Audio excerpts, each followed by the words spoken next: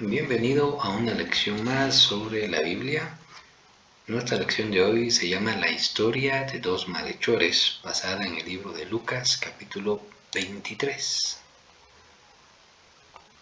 Versículo 39. Y uno de los malhechores que estaban colgados le injuriaba, diciendo: Si tú eres el Cristo, sálvate a ti mismo y a nosotros. Respondiendo el otro le reprendió, diciendo: ¿Ni aún temes tú a Dios estando en la misma condenación? Nosotros, a la verdad, justamente padecemos, porque recibimos lo que merecieron nuestros hechos. Mas éste ningún mal hizo. Y dijo a Jesús: Acuérdate de mí cuando vengas en tu reino.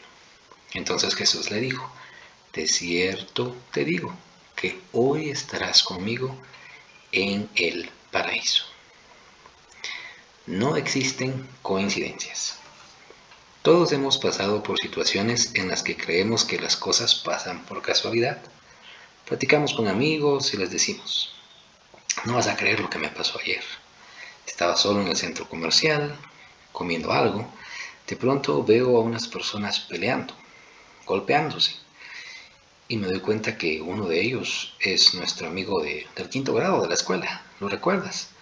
El que nunca hablaba, el que siempre llegaba tarde. Y seguimos con la historia. ¡Qué gran casualidad! La experiencia nos demuestra que hay muchísimas circunstancias en las que después de largo tiempo vemos que pareciera que todo encajó a la perfección en el momento preciso.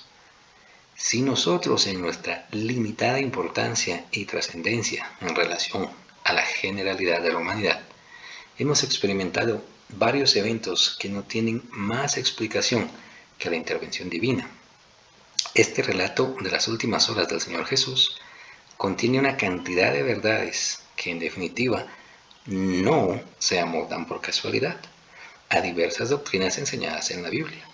No es así, sino más bien se dieron de esa manera como una muestra más de lo fiel y real que son las Escrituras. Los escoltas del Señor en la cruz. Empecemos meditando en que casualmente la Biblia registra en el versículo 32 de este capítulo 23, llevaban también con él a otros dos, que eran malhechores, para ser muertos. ¿Cuánta misericordia tiene Dios para con los hombres? No hay mejor forma que ilustrando de una manera más vívida y real que esta, la situación en la que nos encontramos ante el testimonio, ante la vida de Jesucristo. Este fragmento de la crucifixión de Jesús nos lleva a la pregunta: ¿creer en Él o no confiar en Él? El relato es claro al indicar que junto con Jesús también los romanos llevaron a dos personas más, pero a diferencia del Señor, llevaban a dos malhechores. Si atendemos al sentido literal de esta palabra compuesta, su integración demuestra que malhechores se refiere a aquellos que hacen lo contrario al bien, por supuesto, desde la perspectiva del castigo. De la pena que iban a sufrir, entendemos claramente que se trataba de delincuentes, criminales, muy probablemente ladrones, comunes y corrientes bandidos que vivían para ello, para transgredir la ley y así afectar a las personas, al punto que no pudieron escapar del castigo, de la reprimenda social, para que se les tenga por ejemplo, y así tal vez lograr extinguir esta práctica, bajo la premisa de provocar obediencia y buen comportamiento social ante la exhibición pública del castigo que se obtendrá de no hacerlo. El texto es explícito. El único propósito de la compañía de estos hombres era claro: para ser muertos, según el versículo 32. Estas personas serían ejecutadas. Nuestra naturaleza exhibida en la crucifixión. La única interpretación apegada al texto es la que se entiende de él. Sin embargo, es en este punto donde encuentro gloriosa clemencia de Dios hacia nosotros, al darnos un ejemplo más de su búsqueda por el hombre.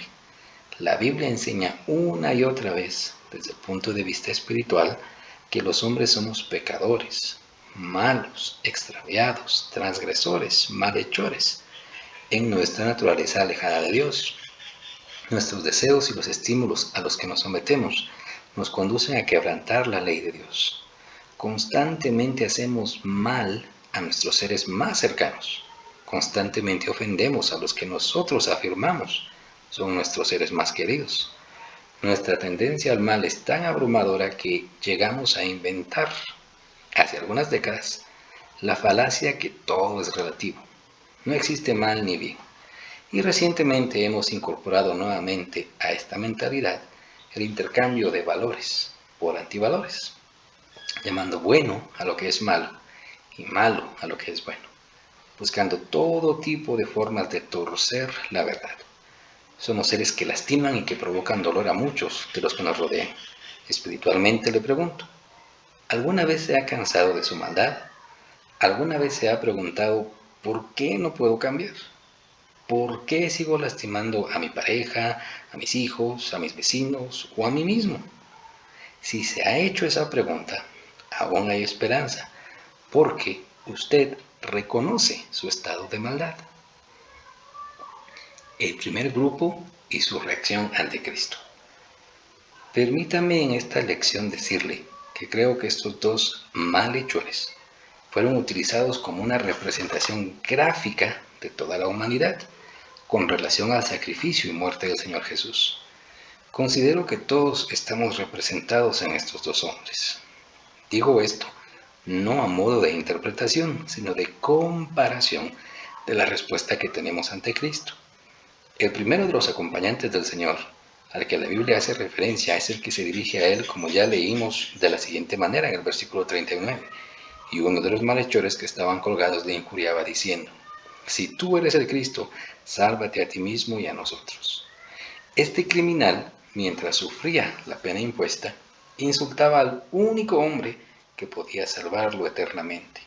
Es más, cuestionaba su poder, y como el mismo diablo lo había hecho tiempo atrás, lo reta, condiciona su condición de Salvador, de Mesías, al hecho de no pasar por ese momento. Lo que quería él era evitar el sufrimiento y por supuesto la muerte. Es que el hombre que no entiende, que no percibe las cosas de este mundo con los ojos del espíritu, solo alcanza a ver la realidad material que lo rodea. Este hombre, al igual que la mayoría de los contemporáneos de Jesús, creían que el Cristo, el Mesías, sería un libertador de la nación, como lo había sido Moisés.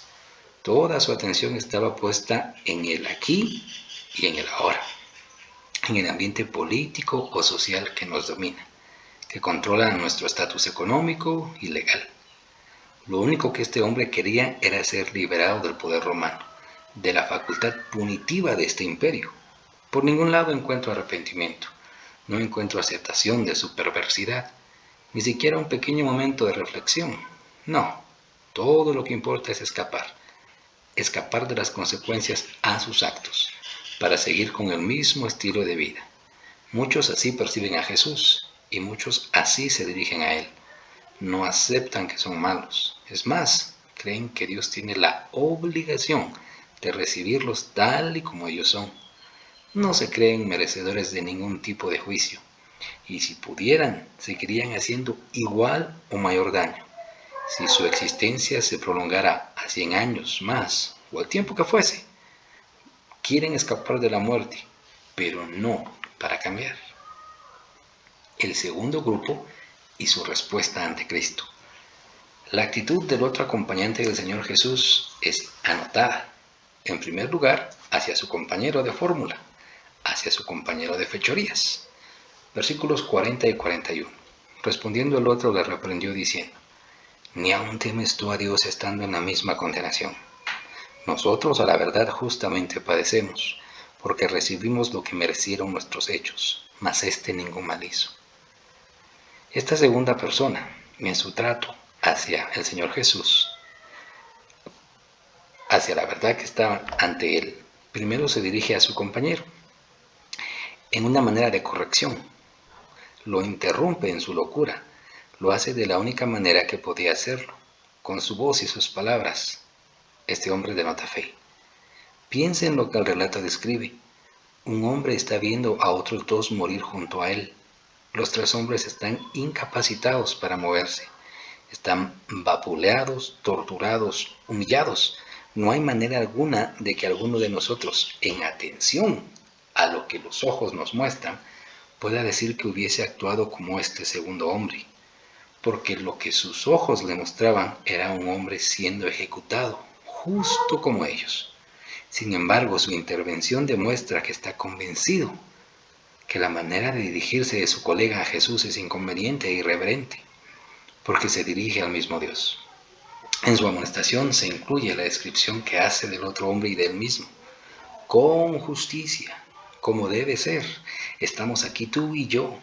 Vivimos haciendo el mal, vivimos perturbando a otros, y mientras lo hicimos sabíamos que este momento podría llegar. No solo eso, sino que de persistir en esta conducta seríamos atrapados y llegaría el día en que esto pasaría. Pero no el Señor. Cristo no había incurrido en ninguna transgresión. El único que no pecó no merecía estar allí. Lo que podríamos aprender de las palabras del segundo acompañante.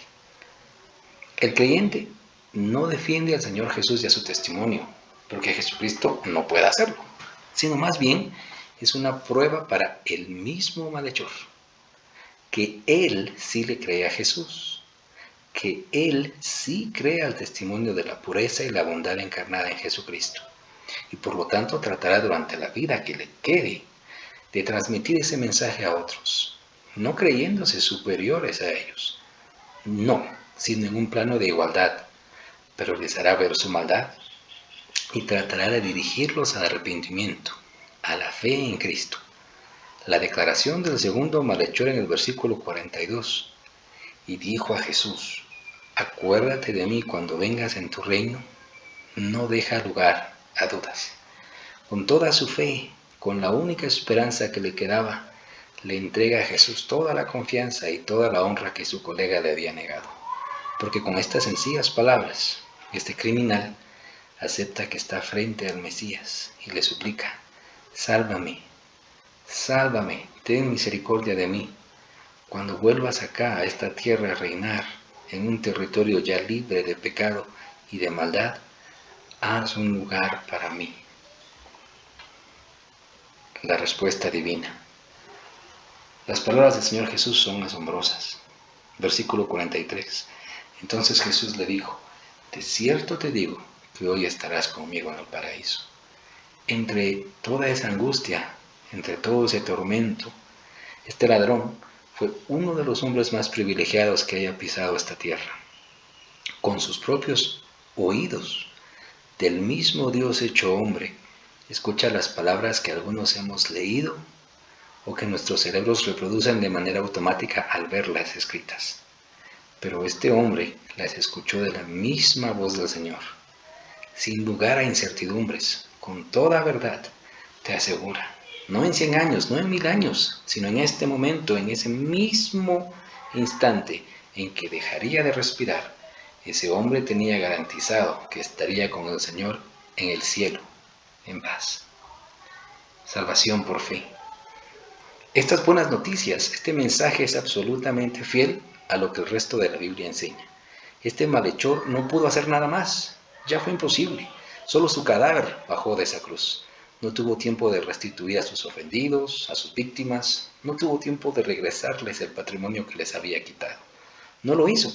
Su salvación está siendo garantizada no en base a sus obras, sino en base a su fe, a su total convencimiento de su maldad y a que solo el Señor Jesucristo podía salvarlo.